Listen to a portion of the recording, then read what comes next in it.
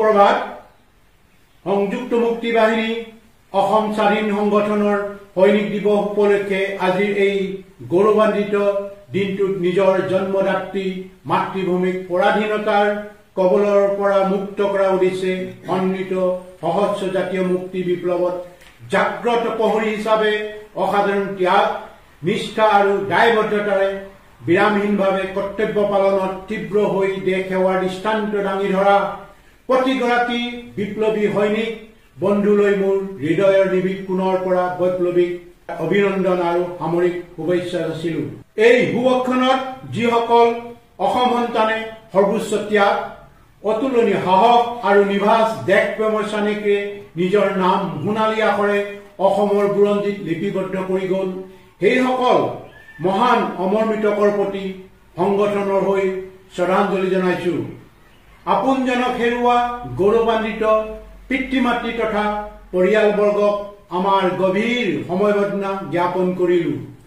এই আপাহতে জাতীয় মুক্তি বিপ্লৱৰ কণ্টাকীৰ্ণ পথ পৰিক্ৰমাত ভাৰতীয় দখলৰক্ষী বাহিনীৰ দ্বাৰা নিৰ্যাতিত হোৱা আৰু বন্দিত দুৰ্বিহ জীৱন অতিবাহিত কৰা সকলোলৈকে তেওঁলোকৰ অমূল্য ত্যাগৰ বাবে কৃতজ্ঞচিতে সোঁৱৰিছো। তদুপৰি স্থলগিৰি স্বাধীনতা প্ৰিয় সমূহ জনগণলৈ সশ্ৰদ্ধ বৈপ্লৱিক সম্ভাষণ জনালো। প্ৰিয় বিপ্লৱী সহযোদ্ধাসকল, ঔপনিৱেশিক ভাৰত ৰাষ্ট্ৰৰ অন্যায় অবৈধ শাসন আৰু জাতীয় শোষণ নিপীড়নৰ বিৰুদ্ধে অকুতুভয় মুক্তি সেনানীৰ নিস্বাৰ্থ দেশপ্ৰেম দুৰ্জয় সাহস উৎসৰ্গকৃত মনোভাৱ তথা নিৰ্ভাজ বৈপ্লৱিক সত্তাৰ সৈতে জড়িত এক তেজস্বী প্ৰতীক সংগঠনৰ আজি এই সৈনিক দিৱস, যত দিন প্ৰতিদিন উদ্ভাৱিত হয় গণসৈনিকৰ সামৰিক সংস্কৃতি আৰু সংগঠনৰ নীতিগত লক্ষ্য উদ্দেশিত নিবেদিত প্ৰাণপ্ৰণ সংকল্প। 2000 বছৰ পুৰণি স্বকীয় পৰিচয় সমৃদ্ধ অসমৰ সভ্যতা সংস্কৃতি ভাষা আচাৰ নীতি আদি অন্যান্য আৰু উপনিৱেশিক ভাৰতৰ পৰা সম্পূৰ্ণ পৃথক। সিদিনা ইউৰোপীয়ান ইউনিয়নৰ পৰা ব্ৰিটেইন আঁতৰি আহিছিল একমাত্ৰ তেওঁলোকৰ সক্ৰিয়তা অক্ষুণ্ণ ৰখাৰ স্বাৰ্থতেই। গতিকে স্থলগিৰি জাতীয় জীৱনৰ স্বতন্ত্ৰ পৰিচয় গৰিমা সক্ৰিয় সত্তাক জীৱনে মৰণে লালন পালন কৰা সতীৰ্থ সতীতাৰ স্বদেশ নুৰাগ কঠোৰ পৰিশ্ৰম সংবেদনশীলতা সংকল্পবদ্ধতা আৰু নিষ্ঠাৰ প্ৰতিফলন সৈনিক দিৱসৰ গুৰুত্ব অপৰিসীম। প্ৰতিটো ক্ষেত্ৰতে আপোনালোকে দুৰ্বাৰ সাহস নতুন উদ্যম আৰু নৱচিন্তাৰে প্ৰত্যেকৰ দায়িত্ব পালন কৰিলে আমাৰ সংগঠন অগ্ৰণী বাহিনীত পৰিণত হ'ব। দৰাচলতে প্ৰতিগৰাকী সহযোদ্ধা সন্মিলিত সহস্ৰ জাতীয় মুক্তি বিপ্লৱৰ ভৱিষ্যত জ্যোতিষ্মান ধাৰাৰ ধাৰক আৰু বাহক। আমি সকলোৱে এইটো পাহৰি গলে নহব যে স্বাধীনতাৰ মুক্তি বিপ্লৱৰ সফলতাৰ কোনো চমু পথ নাই। বিফলতাত হঠাৎ নহয় দুগুণ উৎসাহেৰে মন বান্ধি হয় আমি পাৰিমেই নেকি খামুচি ধৰি কৰা অধ্যৱসায় হ'ল সফলতাৰ চাবিকাঠি। বিগত বৰ্ষৰ কাৰ্যসূচী ৰূপায়ণত যিবোৰ ভুল ত্ৰুটি ৰৈ গৈছিল অথবা প্ৰয়োজনীয় দক্ষতাৰ অভাৱ আছিল, কিন্তু পৰৱৰ্তী সময়ত ফলপ্ৰসূ ৰূপায়ণৰ জৰিয়তে ব্যৱহাৰিক অভিজ্ঞতাৰ পৰা সঞ্চিত শিক্ষাক আগন্তুক দিনত মূলধন হিচাপে লৈ অগ্ৰসৰ হ'ব। ব্যক্তি বিশেষৰ সীমাবদ্ধতা ত্ৰুটি বিচ্যুতি আৰু সংগ্ৰামী জীৱনৰ সীমাহীন বাধা বিঘিনি নেওচি আহৰণ কৰা প্ৰায়োগিক অভিজ্ঞতাই হৈছে প্ৰকৃত শিক্ষা। এই শিক্ষাক প্ৰতিনিয়ত প্ৰযান্ত্ৰিক বৈজ্ঞানিক আৰ্হি অৰ্থাৎ মেকানিষ্টিক চাইণ্টিফিক মডেলৰে কৌশিকশীলত ঘঁহি অভ্যাসৰ দ্বাৰা পৰিশোধিত শিক্ষাক জ্ঞানলৈ ৰূপান্তৰ কৰাটোৱেই প্ৰকৃত বিপ্লৱী গুৰু দায়িত্ব। পদবী জ্যেষ্ঠতা কিংবা নেতৃত্বৰ নামত আহিব পৰা অহমিকা নিজক প্ৰতিষ্ঠা কৰাৰ প্ৰৱণতা ত্যাগ কৰি সাংগঠনিক শৃংখলাবদ্ধতাৰে অধিক দায়বদ্ধ হৈ সংগঠনৰ বৈপ্লৱিক ৰাজনৈতিক আদৰ্শৰ অহিনিশে বিকাশ সাধন কৰাটোৱেই অতীৱ প্ৰয়োজন। সঁচা অৰ্থত শিবিৰসমূহত অনুষ্ঠিত আলোচনা চক্ৰ সভা সমিতি অথবা মুক্তিগামী জনগণৰ মাজতো অধিক ৰাজনৈতিক আদৰ্শ চৰ্চাৰ পটভূমি ৰচনা হওক। অত্যন্ত গুৰুত্বপূৰ্ণ এই যে প্ৰকৃতপক্ষে প্ৰতিজন বিপ্লৱী সেনানীৰ শিক্ষাৰ কঠীয়াতলী হল আশ্ৰয় লোৱা শিবিৰসমূহ। শিবিৰৰ যথাৰীতি পাৰিপাৰ্শ্বিক পৰিৱেশে তেওঁলোকৰ শাৰীৰিক মানসিক স্বাস্থ্যত প্ৰভাৱ পেলায়। সেয়েহে প্ৰতিজন বিপ্লৱী সৈনিকক উপযুক্তভাৱে গঢ়ি তোলাৰ ক্ষেত্ৰত শিবিৰৰ কৰ্তৃপক্ষৰ অনবদ্য ভূমিকা সন্দৰ্ভত কাৰো দ্বিমত থাকিব নোৱাৰে। এনে পৰিপ্ৰেক্ষিতত একোগৰাকী জ্যেষ্ঠ বিষয়া সদস্যাৰ দৈনন্দিন আচাৰ ব্যৱহাৰ, চিন্তা চৰ্চাৰ গুণগত মানদণ্ড, আবেগ অনুভূতি আদিয়ে শিবিৰসমূহৰ অভূতপূৰ্ব প্ৰভাৱ পেলায়। দুই এক জ্যেষ্ঠ সদস্যাই যদি নিজৰ আচৰণ শুধৰাব নোৱাৰে তেনেহলে শিবিৰত সাধাৰণ সৈনিকৰ বিপ্লৱী নৈতিকতাৰ মানদণ্ড উন্নত হ'ব কিদৰে?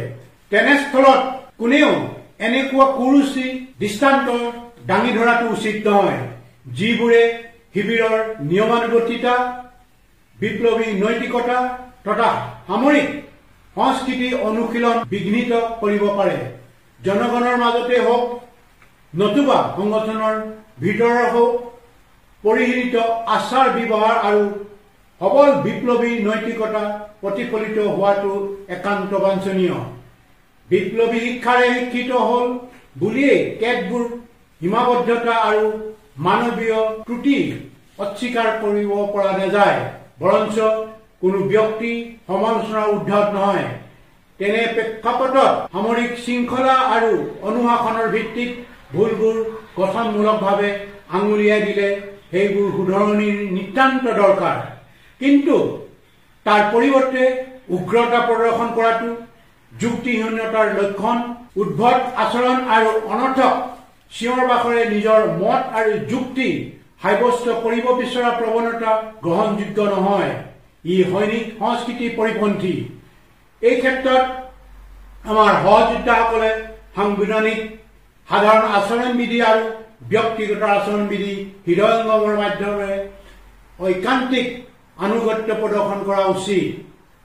তেতিয়াহে সামৰিক শৃংখলা আৰু অনুশাসনৰ মাজেৰে শিবিৰসমূহ পৰিচালনাৰ সহায়ক হ'ব। লগতে সহযোগী বিপ্লৱী বন্ধুসকল আত্মবিশ্বাসী আৰু সুপ্ৰতিভ হৈ অনুপ্ৰেৰণাৰে জ্যেষ্ঠজনক অনুসৰণ কৰিব। এখন দীৰ্ঘম্যাদী সহস্ৰ বিপ্লৱৰ বাবে সুস্থ পৰিৱেশ সৃষ্টিত আমাৰ আয়োগ বিষয়াসকলে ইয়াৰ গুৰিয়াল।